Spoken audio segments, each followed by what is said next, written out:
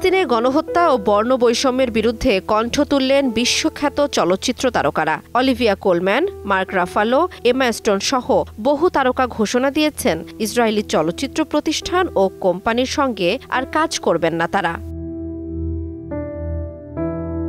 এক বিবৃতিতে জানা যায়, এ উদ্যোগে ১৩ শতাধিক নির্মাতা, অভিনয়শিল্পী ও কলাকুশলী স্বাক্ষর করেছেন। তাদের একটাই বক্তব্য, যেসব প্রতিষ্ঠান ফিলিস্তিনের জনগণের বিরুদ্ধে অপরাধে সম্পৃক্ত তাদের সঙ্গে সহযোগিতা চলতে পারে না।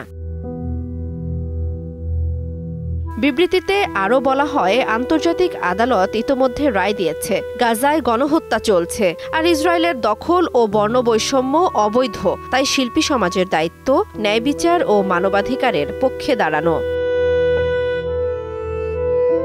তারকাদের মতে, যখন সরকার গাজায় হত্যাযজ্ঞে সহায়তা করছে, তখন শিল্পী সমাজ চুপ থাকতে পারে না।